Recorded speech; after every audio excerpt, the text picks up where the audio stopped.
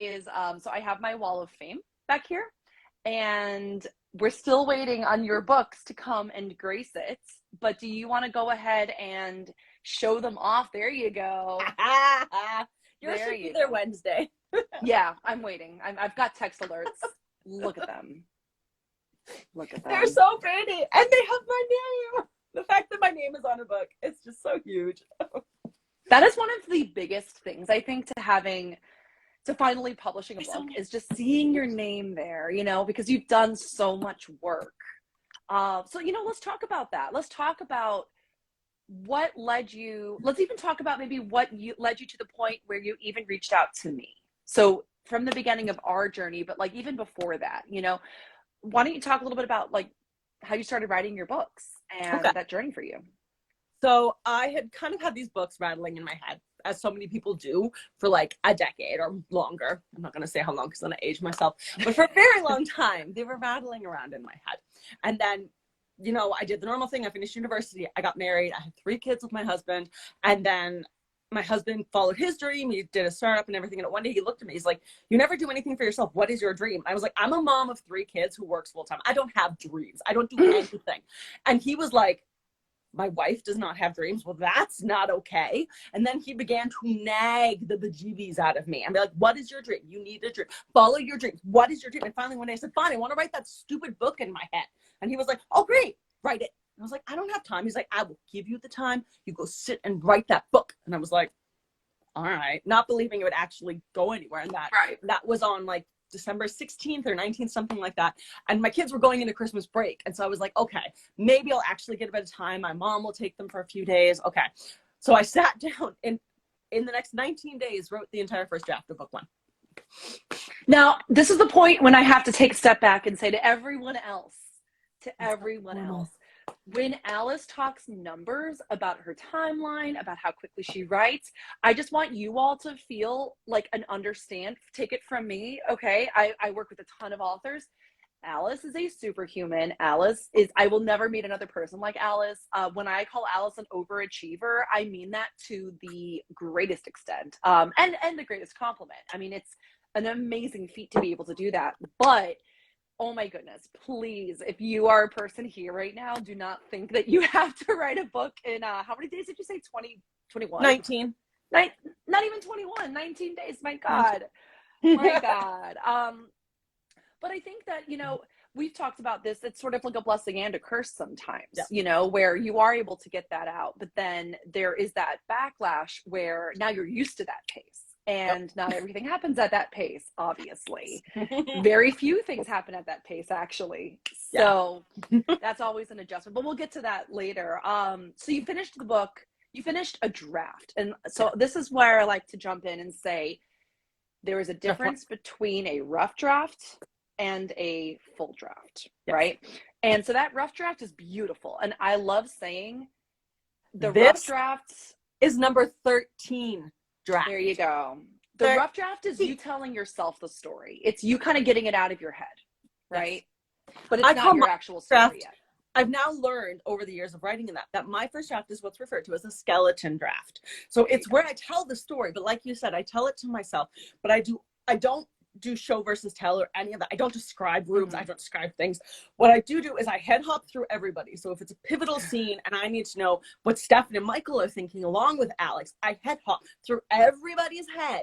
So I know exactly what all the main characters, who I then have to describe later what they're feeling and thinking in that through expressions. I know what every one of them is thinking walking into that room, but no way could anybody read that and be like, this is a good book. This would be a disaster. And they'd be like, what, did a toddler write this? Is trash. But for me, not supposed to be. If you had a first draft and it was a good draft, that layout. And then when I come back a month or 2 later and I want to start working on it, I will now remember what I wanted my characters to feel, what their motivations were in everything. And so I have that laid out, and then I can rewrite. And I write the first draft and then I completely rewrite the second draft. I don't like go in and edit. I rewrite. Draft 2 is an entirely rewritten draft. I love that. I read the chapter and then I write the chapter a second time. This way I catch mistakes, I catch inconsistencies, I catch character issues where someone isn't acting the way that they're supposed to act when I write my second draft.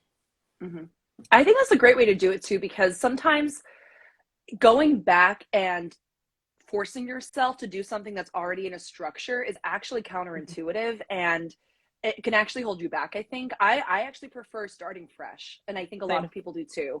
So sort of like, you know, you can even print it out if you want to go old school, have it next to you. And then you're typing it up and using it as inspiration, using it as a jumping off point. But you have that fresh page, a fresh perspective. You're able to sort of jump in and see what can be there, you know, kind of explore. The odd time, if I really like a particular chapter or a scene, I'll keep it in the doc, but then I'll rewrite paragraph by paragraph as I go, and then I'll like just move paragraphs around, or I'll be like, actually, you know what, I should start with the middle part, and then this part can happen after, and I'll just move it around. But as I go paragraph by paragraph, I just delete the old one, and the new one shows up. But I do keep every draft I have written. So on my computer, I have like draft 6, draft 5, draft whatever, because that way, if I find after going through it that I've lost something along the way, I am you have it. Find it. Yeah, I think that's really important. Yeah. Plus, it's also a way of honoring all of the work that you're doing. And, you know, I'm a big believer, like, yeah, you're probably going to go through multiple drafts. Would you say 13 drafts you went through? The first one, yeah. Yeah. So number 13. There's a way, there's a way of honoring that, where you can sort of look back and say, look at all of that work I've done, you know. And I think it also makes it a little bit easier to kill your darlings, you know. Oh, I have and no sort of problem say, killing my darlings. But you are superhuman. I am, yes. I do. The whole reason it's kill your darlings is because everyone loves them. It's true, but that's one of those things, right, too, is that while I get attached to my characters, I also realize that sometimes there are things in a story that don't need to be there. And I'll be honest, for me, I went in with book 1 expecting to have to take out things that I thought should be there, because when I read book 1 in a series, I have yet to read a series where book 1 was my favorite. Never has it happened for me yet, because I read book 1 and I'm always like, why didn't they go with this? Like, why is this thing just left hanging? Why don't we get more details on this? Why? Ooh, this could have been this great sub adventure. Why did that not happen? And then after having met with you and finding out that, and that knowing that first books for an author have to be within a more standard size than later books, because people don't want to take a risk on a giant fat book, made so much sense to me. When I look at Throne of Glass, when I look at The Cruel Prince, when I look at these first books in series where I was just like, do I really want to keep reading this series? The first book was like, I now know why they are that way, because you are limited and you do have to keep control of your story significantly more in the first and even sometimes the second book than you do in later books. And so now I'm more sympathetic to first books when I read them, and I'm like, oh my God, you missed out on all these great opportunities. And I'm like, yeah, I know why you had to, because some editor was in the background telling you, it's too long. So now I understand that. Again, there's also that difference too between a reader who wants that level of detail. Most readers they need to know that it's worth that level of detail before they get involved, you know? By the time you've gotten someone into a second or even a third book, okay, great. Now they're committed and they want that level of detail. They're committed to your characters, they're committed to your story. But typically, if you give that level of detail in the beginning, it's overwhelming for them. They're sort of like, why? I don't care about these people. Why do I need to know all of this? You got to get them to fall in love first. That is very true. Yeah. Well, let's talk about then. So talk about how you even found me. Was it your husband, right, who found me, or was it you? And then. So I found you in January of 2021, or I guess December 2020. And what happened was I had written this book in December of 2019, and then I finished the first book, and my husband said, well, now what? And I said, the story didn't stop, and it just kept going. And he's like, well, then write it. So I ended up writing the first skeleton draft of the first 5 books in my story. And then I went back and started editing, which for me was advantageous because, number one, I knew character arcs and where my characters were going through their journeys. And then when I went back to start editing, I knew my characters way more in depth than I did when I wrote book 1. So when I went back in, I knew Alex's quirks. I knew the stories between her and Michael and Stefan at the camp. I knew Aaron and Majesti's history significantly more. When I wrote the first draft, there were characters that did not exist. There was no Edith in the first draft. There was only Jessica. Then I was like, well, if Alex has 2 boys, shouldn't she have 2 girls? We want that balance there. And so then I created Edith when I went through the second draft, because I thought, all right, she's got the serious Waffner boy and the serious Waffner girl. She needs kind of a a free-wielding, silly girl to balance the seriousness of Jessica all the time. Otherwise, it would just be her and Jessica butting heads with no kind of middle person.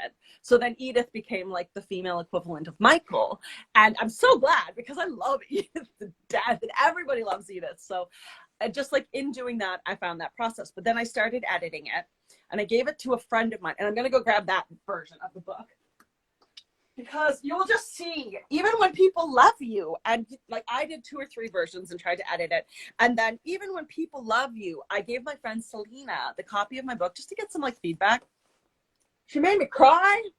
Like, yep, everything. She was like, what is this? What is this? I don't believe this story. I don't think this could really happen. And this was the first storyline, which I then took and rewrote everything again.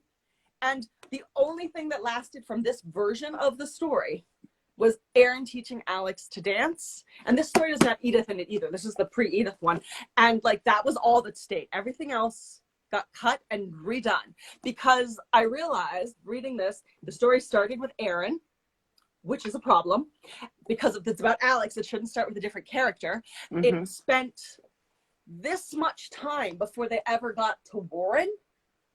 So we had a lot of like basic camp life, which nobody needed to know. So I learned what doesn't need to be there and what needs to be there. And I hacked this book to death, which is why Cutting My Darlings was so easy for me, because I love things in this book, and it literally, it got hacked. So when it came that's time amazing. To the next version, I was done. But then after I'd gotten this edit and I'd gone through it again, and when I rewrote it, my husband, who has been editing my essays and things since my first year of university, he was like, okay. He read my friend Selena's notes, and he looked, he goes, I didn't know I was allowed to be this harsh. He's like, excuse me while I go and add some notes. And I was like, oh God. But then I rewrote it. He read it again. He goes, this is night and day compared to your first draft. He's like, I think we've gotten it. And my husband edits for me for 2 reasons. Number one, my family's German. I never grew up with anyone knowing English grammar properly. So my English grammar is kind of like basic and not the greatest. Even when I try to make it sound pretty, it's always wrong.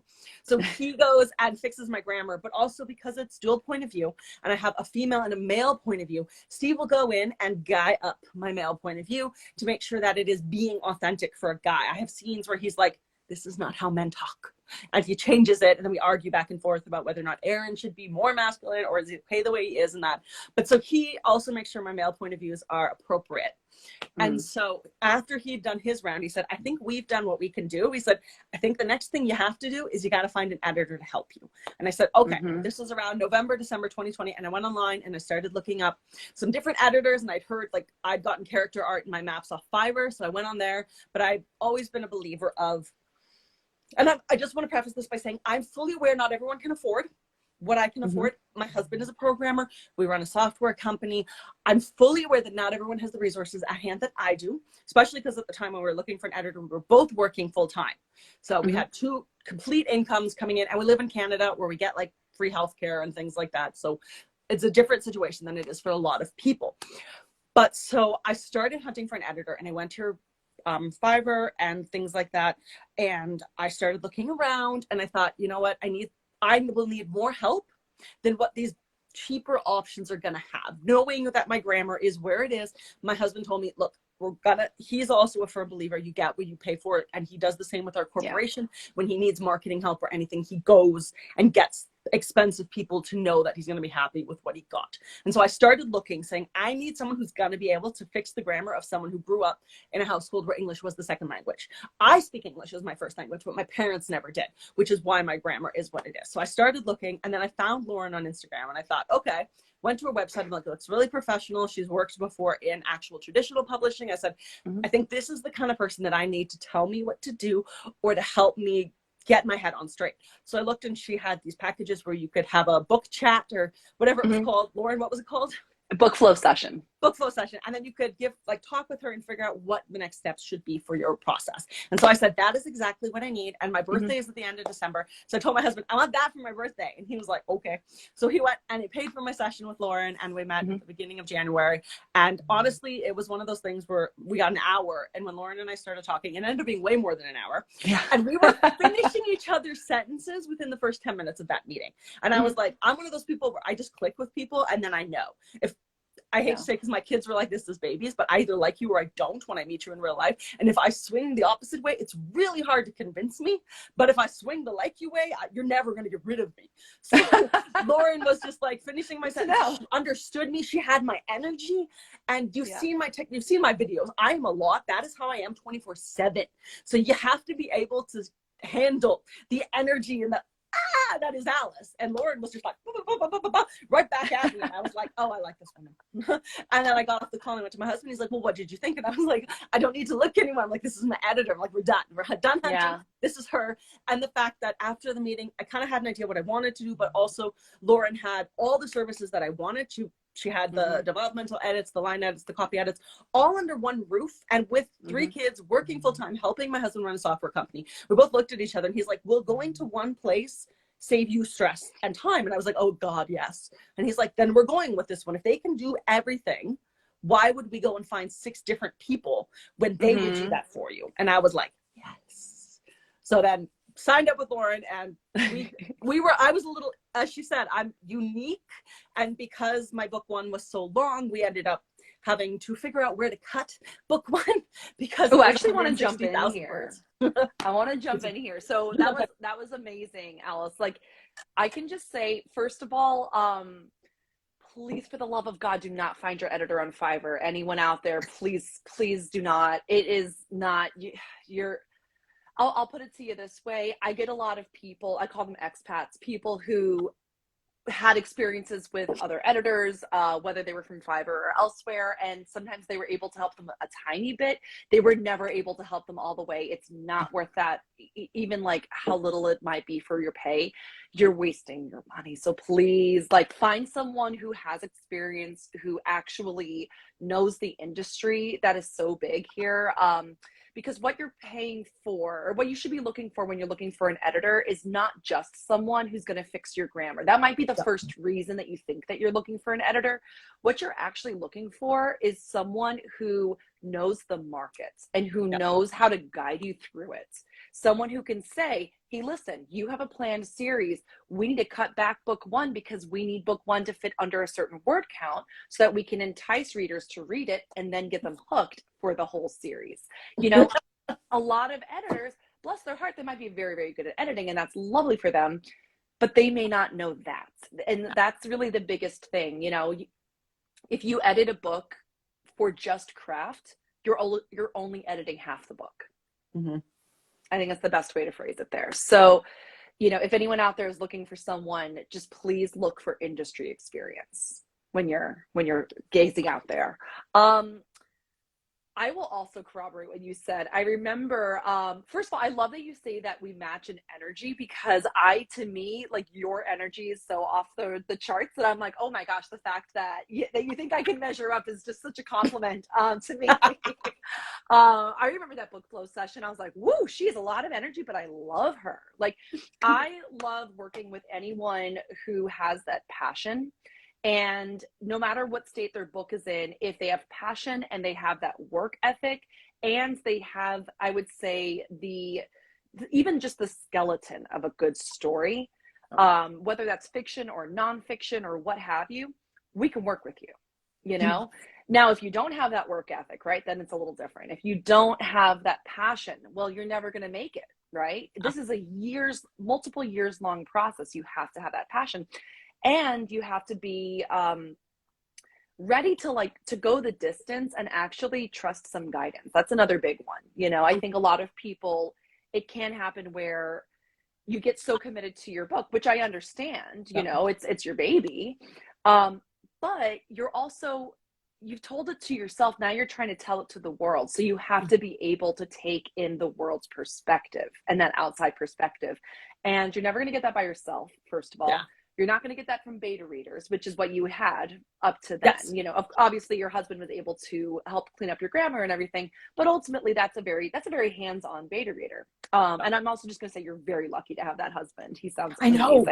He's like 1 in a million. You really did well. But, you know, past that beta reader stage, you know, the biggest thing to remember is that is not editing. That is No. assisting in your revision process. And it's a really important process. You want to go through beta readers, especially if you're writing fantasy, especially if you're writing young adult fantasy, which you are. Mm-hmm. So you want to be able to have that outside perspective and kind of have that, like, you know, whether it's pushback, whether it's, oh, I didn't think that was believable. That's great. And beta readers can give you that. But then there is that version of like, okay, now I'm actually ready to have the professionals come in. Yep. And that is that important step that really needs to happen, whether or not you're doing especially if you're doing self-publishing, but also if you're doing, you know, if you're looking to get an agent, if you're looking to do traditional publishing, which at the time you were. I was undecided. Yes, I wasn't sure which route I was gonna go down. Mm-hmm. You were. I remember though. You wanted to explore the traditional side, and I want to talk about that journey for you too. But I think what was interesting, so you started to kind of go into this, is that your book one was so long. And so we did something really interesting with you where, first of all, just for everyone's knowledge, we are team-based editorial here. We're a literary firm.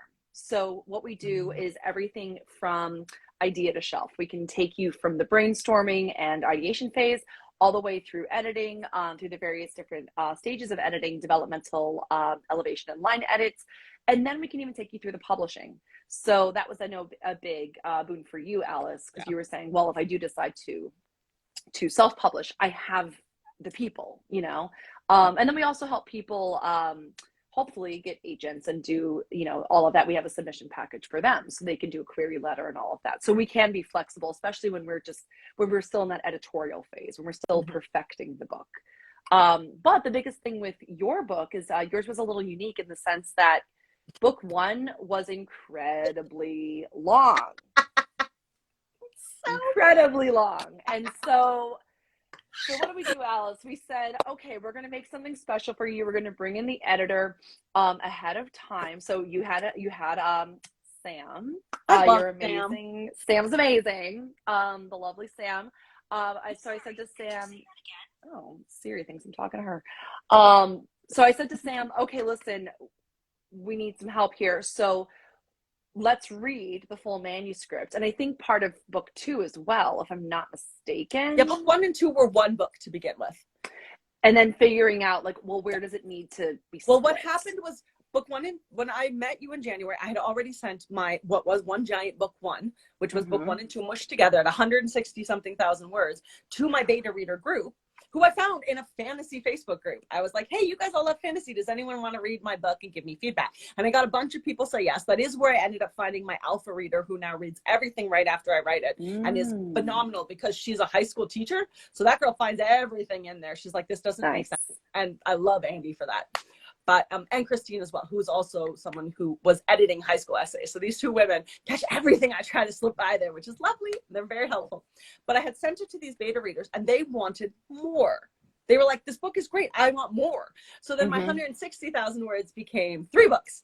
And then when Lauren and I decided I wanted to work with Lauren and get it moving, and that I had what was like 225,000 words total for this monstrosity, which I wasn't sure should be 1 book and cut down 2 books, 3 books. So that's when we brought Sam in, and Sam read the 225,000 words, and she was bless like, her heart. She was like, book 1 and 2 should be 1 book. The feel is the same, the vibe is the same.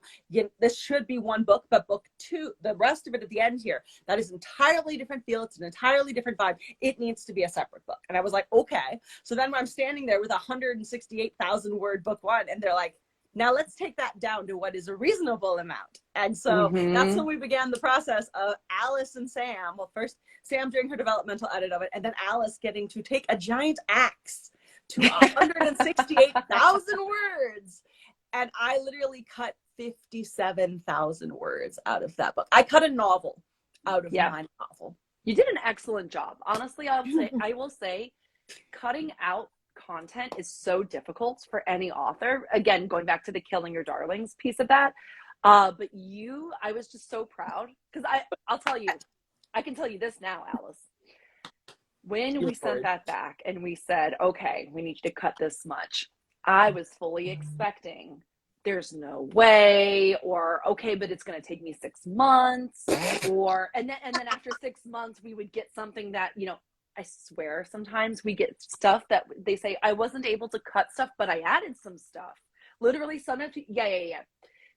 It's working with writers, you know. I get it. I have the empathy. Okay, so like you fall in love with what you've created and you want to do more. So, right. But so I was so impressed with you, Alice, because you actually did cut and you actually did that work. So I kind of want to speed through the rest of the editorial process because I want to especially get to your publishing process, because that's where I think it gets really juicy. But essentially, we went through. What we do is we have something called the elite author track, where if you are an elite author like yourself, Alice, aka you've got a really strong book on your hands, it's designed well for a market, it's something that we can really sink our teeth into, we bundle all of our editorial services. So that's developmental edit, an elevation edit, which further elevates the book after that developmental edit, and then the line edit to go in and perfect it sentence by sentence. And just so everyone knows here, the developmental and elevation edits are really built around strengthening the plot, the characterization, dialogue, writing style. Show versus tell. Yeah. Just basically, is the story being told in a way that is compelling and we're with you the whole time? It's believable. You know, are we on the journey with you?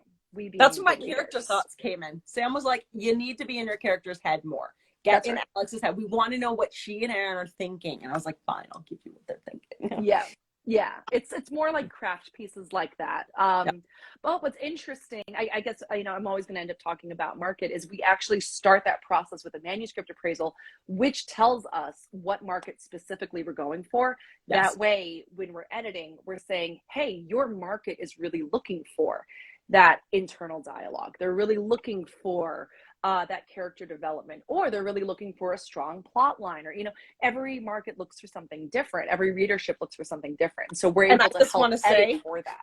Mm-hmm. When I went into that market edit, I was terrified because I wrote my book to a specific market.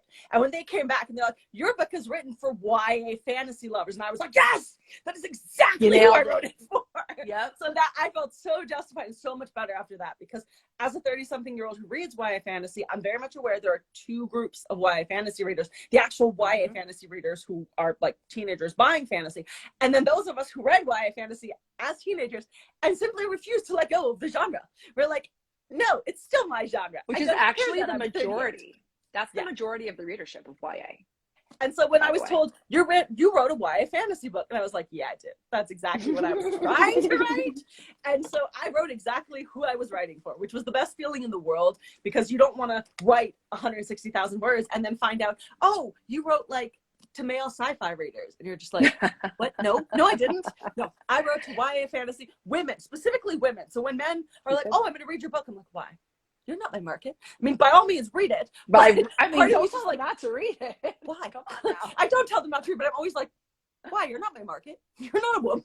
But I mean, you know what? That's fine. Read it, love it. I'm glad. But I wrote for women. You have a primary market. Women fantasy readers. And that's who that Lauren's team was like, yep, you literally wrote for women fantasy lovers. And I was like, yeah, I did.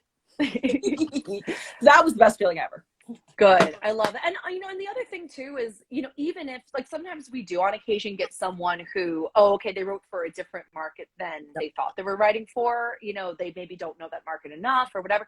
That's a good thing to know as soon as possible, because then you can say, okay, great. Now that I know that, I can swallow that pill and move on, right? Yep. Now that I know that, okay, what we're going to do is say, all right, you go read these 3 books that we're going to suggest to you that are really in your market. And we're going to go and edit this book for that market. And we're going to help those 2 things come together. So ultimately, just knowing that from the beginning and having that agreement about the market is so important. Sam gave me homework too. She was like, I want you to read Priory of the Orange Tree and Updraft. I still have no idea why she made me read those specific books, but I read both of them. Yep. That's the homework aspect. Absolutely. Absolutely. I think Updraft was specifically because of the unique world building and how deep my world building is. I think that's why. But Priory of the Orange Tree, I think because it has multiple kingdoms that are all like interacting, and how she kept them separate in that. That's my theory. Someone's asking. I see a question. Yeah. Research different markets. Well, I mean, I can take this one. I don't know, because I think that you just wrote it for one market, right? That's not, you weren't like, oh, should I write it for a different? I wrote it because I read a lot of YA fantasy. It's my favorite genre. And so I said, I want to write a book I would love to read. And that's what I went after. But then I let Lauren's team handle looking at the market and figuring out the market for my book, because I was at the time, like now I've quit my job and I work for my husband and I write. But at the time I was working a full-time job of 40 hours a week. And so was my husband, and we were running a software company and we had 3 kids. So I was like, here, Lauren, you do this. I will pay you because I don't have time for this. So that's right. That's Lauren. It's time and it's expertise too. It's you know, it's, unless you work in publishing and you read for a living and this is your world and you're in publishers marketplace every day and you're imbued with it, then you're not going to really know the other markets. So I'll go ahead and say we work in every market, except for poetry and pure children's. So we do YA, but that's the youngest that we go is young adults. So, you know, if you've written something like that, we would be able to say, okay, this is what it is, but we also wouldn't be able to work with it in that case. I would also think that you would know if you wrote poetry. I don't think anyone's sending a manuscript and it's like, oops, I wrote poetry. I didn't realize. But ultimately, yeah, we work in all markets, both across fiction and nonfiction. So we can pretty much say, okay, we do actually a couple of things with our manuscript appraisals. We say, this is what your book would currently be if we were to go to market with it today, which of course we're not, but let's just pretend, you know, this is what it would look like. And, but actually, is there a better category for it that might even be reaching a bigger audience, or, hey, it really seems like you want to reach this other audience. So is there a better category? And then how are we going to bring those two things together? And so sometimes there's a decision. I know with one author, at one point we had an author who could either do urban fantasy or romance.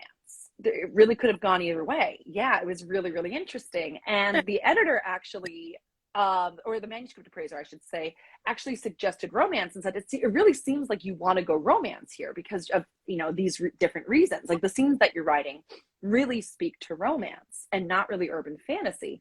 But, you know, it really could go either way. So what do you want to do? And the author said, you know what? No, I really want to go urban fantasy. So part of our job was to say, okay, then you need to go read these books and really, again, get your head into that urban fantasy space. And, you know, we're going to help shape that book and kind of cut out some of these more romantic subplots, keep some of them. Yep. Some of them belong there. But ultimately, the focus needs to be on your tough heroine, you know, rather than the romance. Someone's asking for your company name, Lauren. Oh, absolutely. My gosh, I can't believe we haven't said it. Yes. So we actually just rebranded. So the company is called Intrepid Literary. So if you go to intrepidliterary.com, you can find out some information about us there. I'll also go ahead and say we're in the middle of this big, beautiful rebrand. So if you see anything that says Lauren Taylor Shute Editorial or LTS Editorial, that was our previous name. That's how you worked with us, Alice. That's what's in my book. That's the name. That's right. It's the old name. What's in your book. It is what's in your book. Yeah. Yeah, it's a relic at this point now because we literally just changed it. So yeah, we're Intrepid Literary now, and you can find out some information there. I will also say the bigger and more beautiful website is coming out soon. So not everything that we do is actually listed on the website. We do so much, and part of our journey is figuring out how to put that on the website without overwhelming anybody.